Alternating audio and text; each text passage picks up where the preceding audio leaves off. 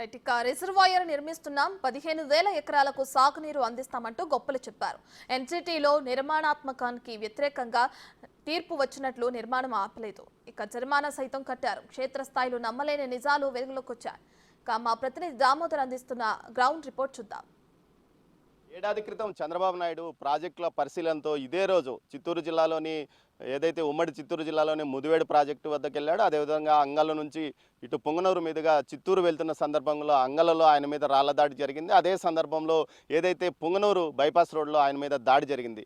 ఆ ప్రాజెక్టుల సందర్భంగా పరిశీలన సందర్భంగా చంద్రబాబు నాయుడు అబద్ధాలు చెప్తున్నాడు.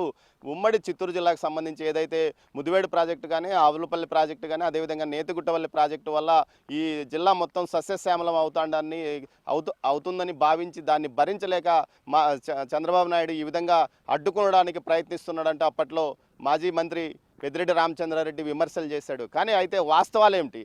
క్షేత్రస్థాయి పరిశీలనలో విస్తుగొలిపే వాస్తవాలు బయటపడ్డాయి, నమ్మలేని నిజాలు బయటపడ్డాయి. ప్రస్తుతం మనం నేతిగుంటపల్లి రిజర్వాయర్ వద్ద ఉన్నాము. ఈ నేతిగుంటపల్లి రిజర్వాయర్ వద్ద ఏకంగా 10 గ్రామాలు మునిగిపోయే పరిస్థితి. 10 గ్రామాలకు సంబంధించి ఏకంగా 1000 ఎకరాల భూములు రైతులు కోల్పోతున్నారు. అదేవిధంగా ఏదైతే ఇక్కడ ఆల్రెడీ ఒక చెరువు ఉంటే ఆ చెరువును తవ్వివేసి మరీ రిజర్వాయర్ను కడుతున్న పరిస్థితి. అసలు ఎందుకు చేస్తున్నాడంటే గ్రామస్తులు చెప్తున్నదైతే ఆ నమ్మలేని వాస్తవాలు. ముఖ్యంగా ఏదైతే ఎక్కువగా ఇటు కమ్మ సామాజిక వర్గంతో పాటు బీసీ సామాజిక వర్గాలు మాత్రమే ఈ గ్రామాల్లో నివసిస్తున్నారు.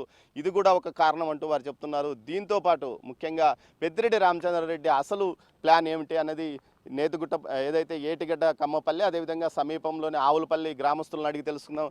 సార్ చెప్పండి, ఇప్పుడు అసలు ఎందుకోసం ఇక్కడ ప్రాజెక్టులు కడుతున్నాడు? సార్, వాస్తవానికి అయితే ఇక్కడ పెద్దిరెడ్డి గారు సొంత ప్రయోజనాల కోసం అతను ప్రాజెక్టుల కోసం కట్టుకోవాలని చెప్పి కడుతున్నాడే తప్ప రైతుల కోసం అయితే ఎట్టి పరిస్థితుల్లోనే ఈ ప్రాజెక్టులు కట్టలేదు. ఉన్న నష్టం మాకు ఉన్న పైన లోపల పడిన మునిగిపోయిన రైతులకు మాత్రమే నష్టం జరుగుతుంది.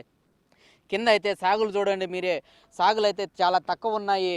కాబట్టి అతను సొంత ప్రయోజనాల కోసం, సొంత ఫ్యాక్టరీల కోసం కట్టుకుంటున్నాడే తప్ప ఇది రైతుల కోసం అయితే కట్టలేదని చెప్పి మీకు ఏమేమి తెస్తున్నాడు సార్. ఇక్కడ వచ్చి అమరన్ బ్యాటరీ కంపెనీ ఒకటి పెట్టాలనుకుంటున్నారు. Amaron battery company sir, PLR Amaron battery company sir. రెండోది వచ్చి అది ఏదన్నది జెక్షన్ కంపెనీ, గ్యాస్ అయితే ఉందో దాన్ని పెట్టాలనుకుంటున్నాడు సార్. వాటి కోసం పెడుతున్నాడే తప్ప ఇక్కడ సొంత ప్రయోజనాల కోసం అయితే, ప్రజల కోసం అయితే ఇక్కడ ఏమి మేలు అయితే జరగలేదని చెప్పి మేము మీ పొలం మునిగిపోయింది సార్. మంది 15 ఎకరాలు పోయింది సార్. 15 ఎకరాలు అయితే పూర్తిగా నష్టపోయినాము. మట్టి కూడా తీయేసినారు, దాంట్లో ఏం కాంపౌండ్ చేసిన అయితే కూడా ఇవ్వలేదు. ఎంత రేట్ అంటే కూడా అది కూడా చెప్పట్లేదు. అంత అనామతలో అయితే మీరు చెప్పండి, అసలు ఏమేమి అంటే కంపెనీలు ఏమేమి తీసుకురావడానికి ప్రయత్నిస్తుంటాడు? ఆయన సొంతంగా భూములు కూడా సుగాల మిట్ట వద్ద కొనుగోలు చేశాడని చెప్తున్నారు. అదే బ్యాటరీ ఫ్యాక్టరీ, అది ఏం పేరు పెడతారో తెలియదు కానీ పిఎల్ఆర్ బ్యాటరీ పెడతారు అనుకుంటున్నాను. పిఎల్ఆర్ బ్యాటరీ ఫ్యాక్టరీ ఒకటి, జిక్సన్ కంపెనీ సిలిండర్ కంపెనీ ఒకటి, liquor company PLR liquor company ఒకటి, 3 కంపెనీలు తేవాలని మాకు తెలుస్తూ ఉంది. ఇక్కడ అయ్యా ఈ ప్రాజెక్టు కిందనే అవి 3. మొత్తం ఎన్ని ఎకరాలు మునిగిపోతుంది? మొత్తం 1000 ఎకరాల దాకా మునిగిపోతుంది. 1000 ఎకరాలు అంతా సాగు భూమేనా? మొత్తం సాగు భూమే. దాంట్లో 171 ఎకరా ఏమో అంటే పశువుల బిల్లు అలాంటివి కొన్ని ఉన్నాయి. మొత్తము పంట భూములే. మరి మిమ్మల్ని ఏమైనా ఇబ్బంది పెట్టారా? బాగా ఇబ్బంది అయితే పెట్టారు. అదే కొన్ని కేసులు పెట్టినారు. కాంపన్సేషన్ రానియకుండా ఆ పొలము వేరే వాళ్ళతో కొంతమందిని దాంట్లోకి ఎంటర్ చేసి, అంటే పెద్దిరెడ్డి మా అనుచరులని ఆ భూమి మాకు కూడా ఉంది అని అనవసరంగా రిజిస్ట్రేషన్ మాకు 1971లో రిజిస్ట్రేషన్ ఉంది. దాన్ని ఇప్పుడు వేరే వాళ్ళు దొంగ పాస్బుక్ ఒకటి చేసుకున్నారు, అతని అనుచరులే 2015లో. దాన్ని ఇప్పుడు వీళ్ళ పెద్దిరెడ్డి అనుచరులు రిజిస్ట్రేషన్ చేసుకున్నారు. ఆ ల్యాండ్ 3 అనుచరులు వాళ్ళు మమ్మల్ని ఇబ్బంది పెడతా ఉన్నారు. మీరు చెప్పండి, దాని ఎంత ఉంది నీది? మాది 35 ఎకరాలు సార్. మాది 35 ఎకరాలు వచ్చి మేము అడిగినాము.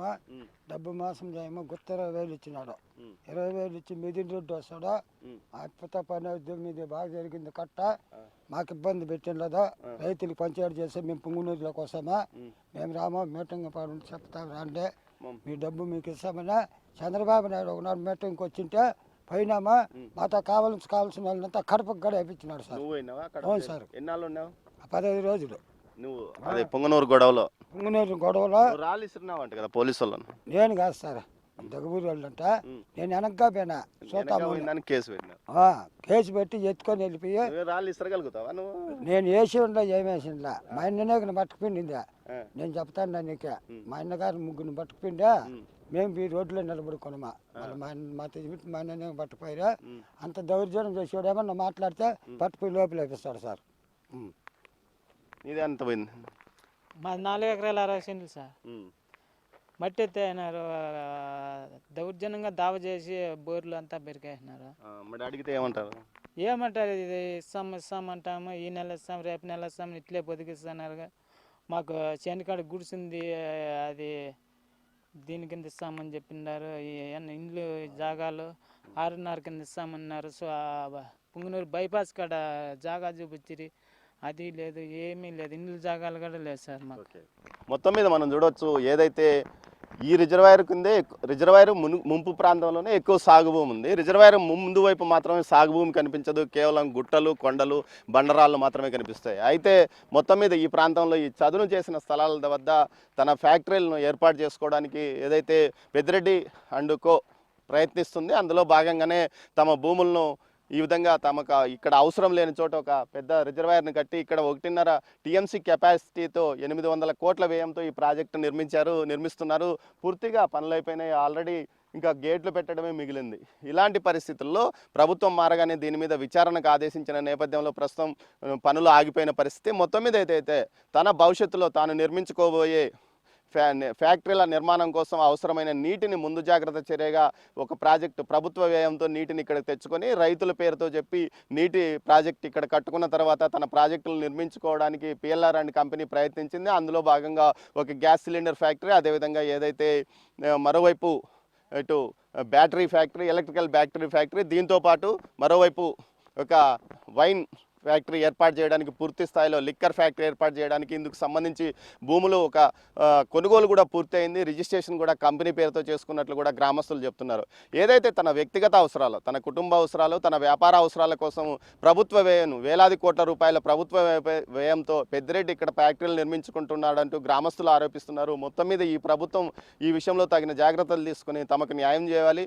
ఎటు భూములన్నీ ఏదైతే రిజర్వాయర్ నిర్మాణం పూర్తిగా అయిపోయినందువల్ల దీనికి సంబంధించి భూములన్నీ ఎలాగూ పోయే పరిస్థితి ఉంది. తమకు ఆర్ఎన్ఆర్ ప్యాకేజీతో పాటు పునరావాస చర్యలు పూర్తి స్థాయిలో వెంటనే ఏర్పాటు చేయాలి. తమకు పోయిన భూమిని ఇంకో చోట భూమి ఇప్పించాలని కూడా వీరు కోరుకుంటున్న పరిస్థితి. కెమెరా పర్సన్ పురుషోత్తంతో దామోదర్, నేతిగుట్టపల్లి రిజర్వాయర్ వద్ద నుంచి.